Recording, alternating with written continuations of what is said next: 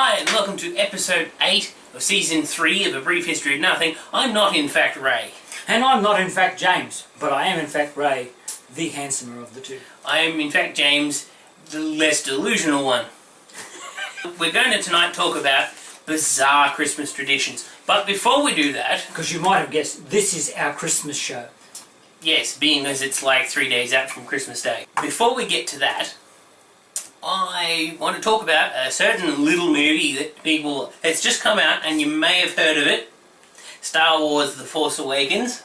Okay. Yeah, we've heard a little bit of it. I'm trying not to be spoilery. Okay. Okay, but you...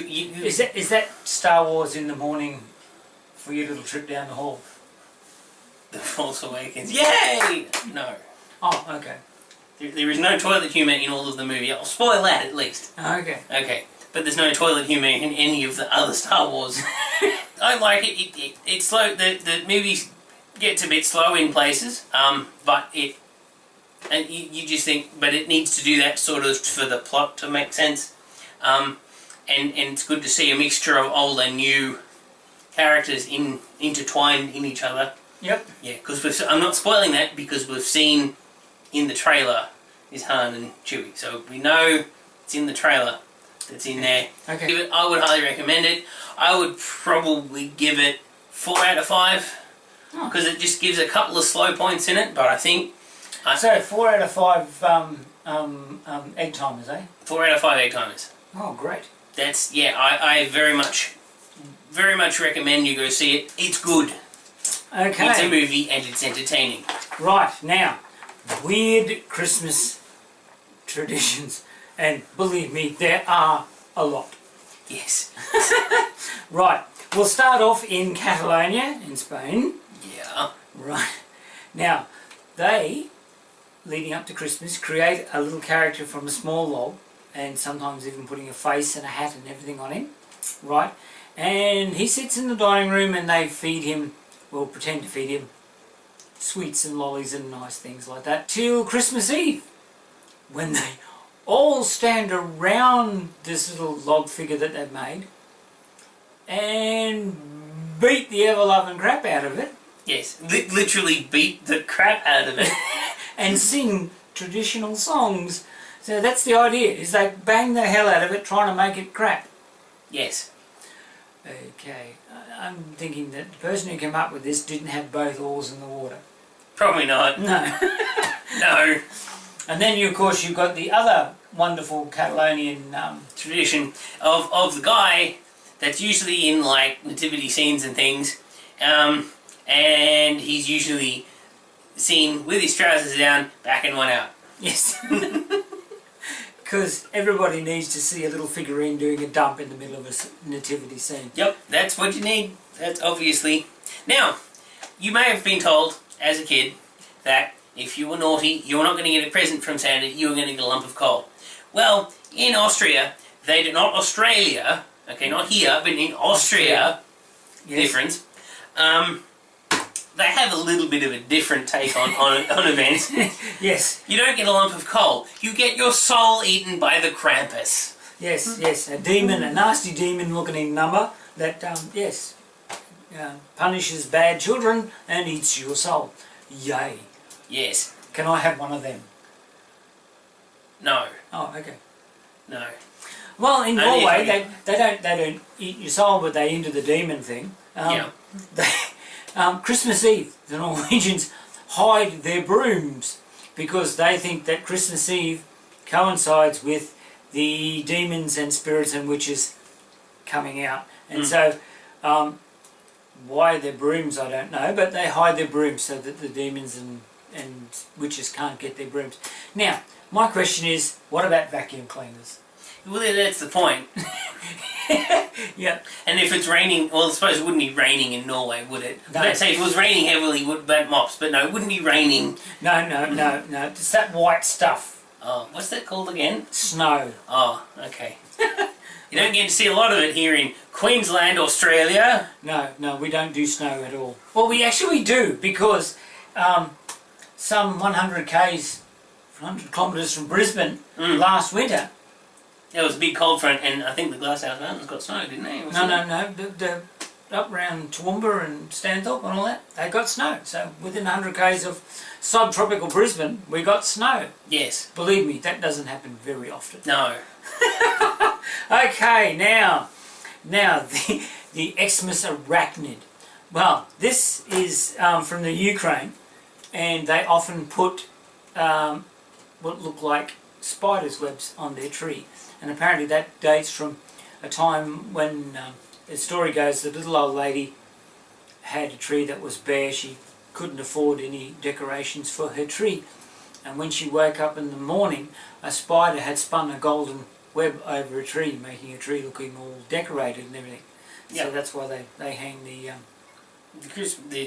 Christmas spider webs. yes. And our last Christmas tradition In Greenland. in Greenland, I call this stomach instant reject, and you'll understand why.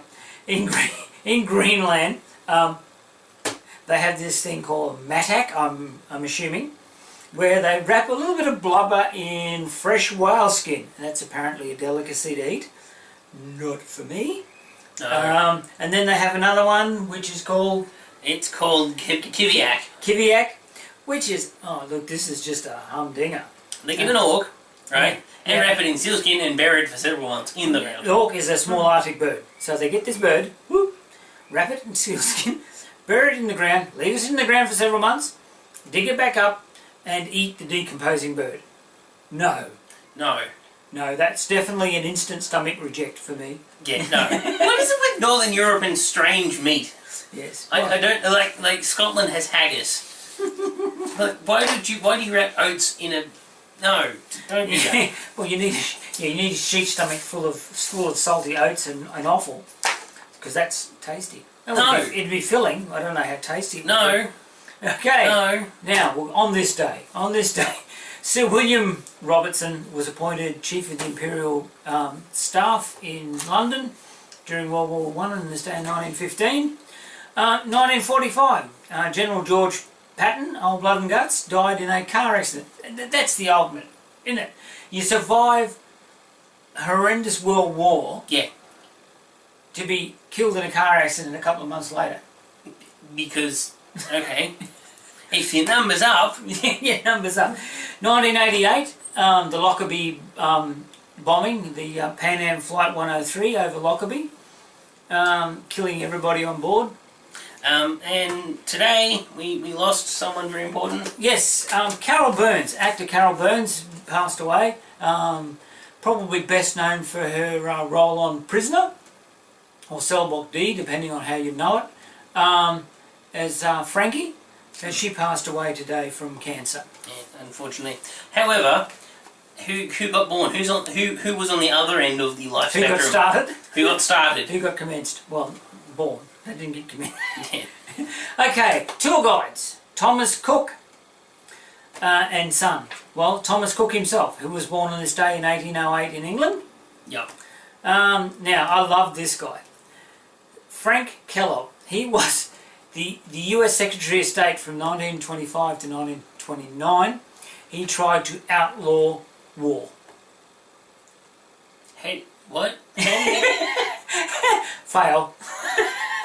I mean, I get where he's coming from, but how do you what? But the interesting thing was he was born in Potsdam, New York. Well, of course, the big peace conference for the end of World War II was held in Potsdam, Germany. That's an interesting coincidence. That's a strange coincidence. Yes. Now, little known writer of musicals. Well, operas. Operas are musicals that don't have any talking in them. Puccini. He was born on this day in Italy in 1858. Lady Bird Johnson, LBJ. Lyndon Baines Johnson, his wife, Claudia A. Taylor Johnson. Right. Known far and wide as Lady Bird. She was born on this day in 1912. Now, Barbara Billingsley, actress. Yep. Depends on where you look her up. She's either born in 1915 or 1922. But she got born in 2 separate years. She's very clever. She's very clever. But she's well known for being in Leave It to Beaver, the sitcom in the United States in the 50s. I saw it on reruns when it came to Australia. Yeah, that's where in conservative politics they're very leave it to beaver. That's where it comes from. Yes, that's right. Now, Barry Jenkins, he was with the Animals. You may have known a little known song of theirs, House of the Rising Sun. Yeah. And who's it got to get out of here? What is the other title of their other hit? We got to get out of this place. Got to get out of this place. That's the one. Yep. He was born in 1944. Now, in America, this lady is very well known. Diane Sawyer. She was born in Glasgow, Kentucky. Yep. In 1945. Now, two people who are no longer with us, and the world is poorer for it. Morris and Robin Gibb were born in Douglas on the Isle of Man in 1949. Both have since passed away. And they founded a little band you may have heard of called the Bee Gees. Yes, the Brothers Gibb. Yeah, that's how the Bee Gees, if you're wondering. Yes, the interesting thing about the Bee Gees, they died from the youngest to the oldest. They died backwards. Yeah, well, Andy died first. He was the youngest. Yeah. And then Morris died. Yeah. And then Robin died. So the twins were gone. I think Morris was the younger of the two twins. So basically, again, they died backwards. They died backwards. So the only one left alive now is Barry, the oldest. Right. The namesake of the band is still alive. Everyone else is dead. Yes. Okay. Now, 1983, a young lady named Jennifer Hawkins was born on this day. Australia's Miss Universe in recent times, or probably going back a while now, but she was born on this day in 1983. Most chappies would like a picture of Jennifer. Yes. And that's what it is.